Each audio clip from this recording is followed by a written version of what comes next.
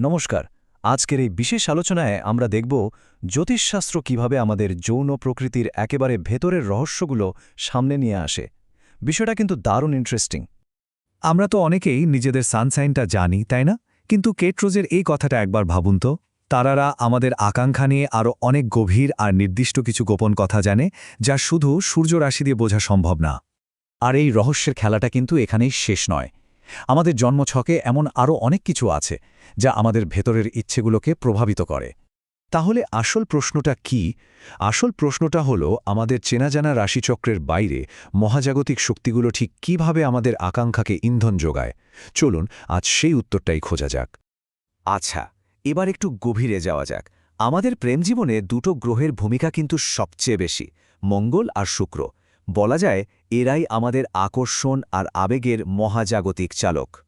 এই স্লাইডটা কিন্তু দারুণভাবে দুটো মৌলিক শক্তিকে তুলে ধরেছে। একদিকে দেখুন মঙ্গল, যা কিনা একদম আদিম প্রবৃত্তি আর কামনাকে জাগিয়ে তোলে, আর অন্যদিকে আছে শুক্র, যা আকর্ষণ আর ভালোবাসার শিল্পটাকে নিয়ন্ত্রণ করে। বৈদিক জ্যোতিষ কি বলে জানেন? তারা বলে মঙ্গল গ্রহ হল কাম বা আমাদের আদিম ইচ্ছার প্রতীক। এটাই সেই অ্যাগ্রেসিভ শক্তি যা আমাদের পছন্দের জিনিসটা ছিনিয়ে নিতে বা অর্জন করতে উৎসাহিত করে। বলতে পারেন এটাই আমাদের ভেতরের ইঞ্জিন। আর মঙ্গলের ঠিক উল্টো দিকে আছে শুক্র, যা সম্প্রীতি আর আকর্ষণের গ্রহ।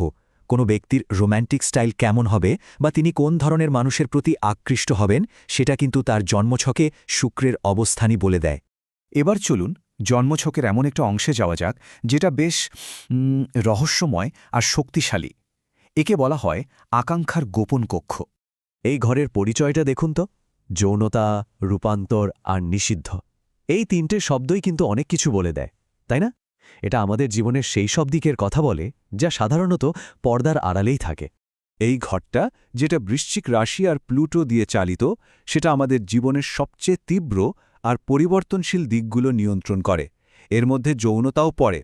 আর মজার ব্যাপার হলো, এখানে যৌনতাকে শুধু শারীরিক মিলন হিসেবে দেখা হয় না, বরং এক ধরনের রূপান্তর বা পুনর্জন্মের প্রক্রিয়া হিসেবে দেখা হয়। তো এত সব তত্ত্বের পর এবার আসল মজায় আসা যাক, তাই না? চলুন দেখি আমাদের পরিচিত 12টা রাশির ক্ষেত্রে এই ব্যাপারগুলো কিভাবে কাজ করে। একটা প্রশ্ন কিন্তু প্রায়ই শোনা যায়, কোন রাশির জাতক জাতিকাদের সেক্স ড্রাইভ সবচেয়ে বেশি? জ্যোতিষশাস্ত্রের বিভিন্ন সোর্স ঘেটে আমরা একটা সম্ভাব্য র্যাঙ্কিং তৈরি করেছি। জ্যোতিষশাস্ত্রের বিভিন্ন উৎস অনুযায়ী এই 6টা রাশির জাতক জাতিকাদের যৌন আকাঙ্ক্ষা নাকি সবচেয়ে বেশি। চলুন দেখি তালিকার শীর্ষে কে আছে আর কেনই বা আছে। আর তালিকার একেবারে 1 নম্বরে একদম শীর্ষে যে রাশিটি রয়েছে তা হল বৃশ্চিক। এদেরকে বলা হয় চূড়ান্ত যৌন রাশি। এর মূল কারণ হল এদের তীব্র আবেগ। এদের কাছে যৌনতা শুধু একটা শারীরিক ব্যাপার না, বরং একটা গভীর, প্রায় আধ্যাত্মিক সংযোগ তৈরির মাধ্যম। তারা এর মধ্যে ক্ষমতা আর মানসিক নিয়ন্ত্রণও খুঁজে নেয়।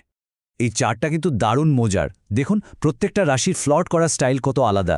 যেমন ধরুন মেষ, একদম সোজা সাপটা। আবার কর্কট রাশির মানুষরা আগে মানসিক সংযোগটা খোঁজেন। আর বৃশ্চিকের কথা তো বলাই বাহুল্য, তাদের রহস্যময়তাই তাদের সবচেয়ে বড় আকর্ষণ। এতক্ষণ আমরা আলাদা আলাদা করে গ্রহ, ঘর আর রাশি নিয়ে কথা বললাম। এবার চলুন সবগুলোকে একসাথে মিলিয়ে দেখা যাক কিভাবে আপনার নিজের একটা মহাজাগতিক নীল নকশা তৈরি হয়। দেখুন, ব্যাপারটা আসলে 3টে সহজ ধাপে বোঝা যায়।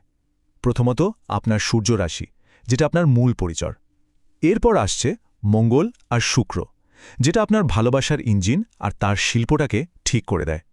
আর সবশেষে অষ্টম ঘর, যেখানে লুকিয়ে আছে আপনার গভীরতম ইচ্ছাগুলো। এই সব মিলিয়েই তৈরি হয় এক একজনের অনন্য প্রোফাইল। তাহলে দেখা যাচ্ছে আমাদের প্রত্যেকের মহাজাগতিক নীলনকশা তারাদের মধ্যেই লেখা থাকে। এখন প্রশ্ন হলো, আজকের এই আলোচনার পর সেই নকশাটি পাঠোদ্ধার করার জন্য আমরা কতটা তৈরি? উত্তরটা কিন্তু আমাদের নিজেদেরই খুঁজে বের করতে হবে।